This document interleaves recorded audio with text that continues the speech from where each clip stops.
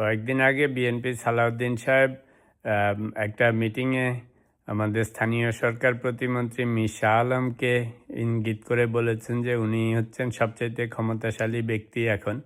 তো যেটা সালাউদ্দিন সাহেব বলতে চেয়েছিলেন সেটা হচ্ছে যে যেহেতু ইনফ্রাস্ট্রাকচারের জন্য রাস্তাঘাট বা অন্যান্য উন্নয়ন কার্যক্রমে স্থানীয় সরকার মন্ত্রণালয়টা হচ্ছে ইম্পর্টেন্ট। সেজন্য বলেছেন যে মীর শাহ আলম হচ্ছে খুবই ইম্পর্টেন্ট ব্যক্তি। তো সেখানে আমাদের প্রাইম মিনিস্টারও ছিলেন।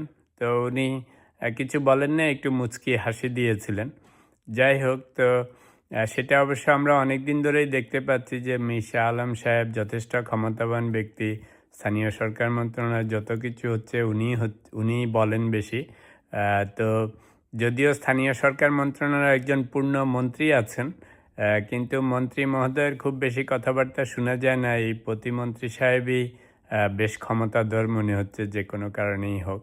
যাই হোক, তা আজকের বিষয় হচ্ছে সোশ্যাল মিডিয়ায় দেখলাম যে একটা বালিকা বিদ্যালয় শিবগঞ্জ পাইলট বালিকা বিদ্যালয়, তো সেটা নাম চেঞ্জ করে এখন শিবগঞ্জ মীর শাহ আলম পাইলট বালিকা বিদ্যালয় বানানোর জন্য চিঠি পাঠানো হয়েছে মাধ্যমিক ও উচ্চ মাধ্যমিক বোর্ড থেকে। তো একটু আশ্চর্য হলাম এটা দেখে যে একজন সিটিং প্রতিমন্ত্রী ওনার নিজের নামেই স্কুলের নাম পরিবর্তন করছেন।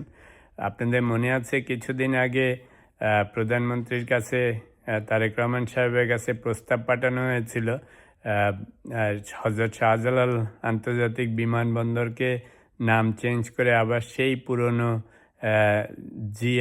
জিয়া আন্তর্জাতিক বিমানবন্দর বানানোর জন্য। তো উনি সেটা নাকচ করে দিয়েছেন। তারও কয়েকদিন আগে বেগম খালেদা জিয়ার নামে একটা নামকরণ করার কথা ছিল, সেটাও উনি বলেন নাই। উনি বলেছেন যে যদি নামকরণ করতেই হয় নূতন স্ট্রাকচার হলে, নূতন স্থাপনা হলে সেটাতে নামকরণ করতে। তো জিনিসটা আমার একটু ভালো লেগেছে, যদিও মনে হচ্ছিল জিয়া আন্তর্জাতিক বিমানবন্দরটা সোজা ছিল, ছোট্ট নাম।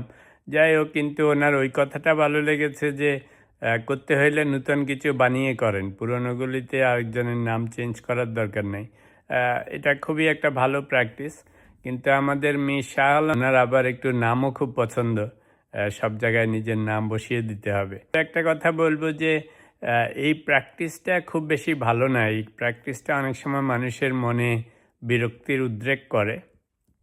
তো বলবো যে বাংলাদেশের বড় বড় স্থাপনাগুলি বা যেগুলি অনেক দিনের পুরনো, এই সমস্ত স্থাপনায় যদি নাম চেঞ্জ করতে হয়, কোনো মন্ত্রণালয়, কোনো মন্ত্রী বা কেউ যেন হুটহাট করে সব চেঞ্জ করে না ফেলেন।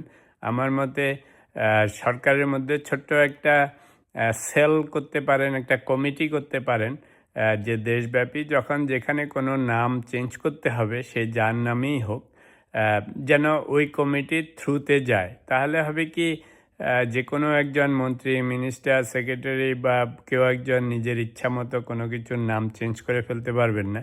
অ্যাটলিস্ট একটা কমিটি যেটার মধ্যে বিভিন্ন মন্ত্রণালয়ের মন্ত্রী হন, প্রধানমন্ত্রী হন বা অন্যান্য লোকজন হন, যাতে কয়েকজনের একটা কমিটির মাধ্যমে যায়, তাহলে একটুখানি কন্ট্রোল থাকবে। তো আমাদের প্রতিমন্ত্রী সাহেবের খায়েশ হয়েছে ওনার নামে একটু শিবগঞ্জ মীর শাহ আলম পাইলট বালিকা বিদ্যালয়, অনেক লম্বা নাম হয়ে গিয়েছে। যাই হোক, তবে এই এই ছোটোখাটো জিনিসগুলির দিকে সরকারের একটু নজর রাখতে হবে, কারণ যে কোনো ছোট ছোট জিনিসই পরে বড় হয়ে যায়। তো যাতে এখন থেকেই সেগুলিকে একটু কন্ট্রোল করা যায়। তো লাকিলি প্রাইম মিনিস্টারের আবার নিজের নাম, মায়ের নাম, বাপের নাম ছড়ানোর খুব বেশি খায়েশ দেখা যাচ্ছে না।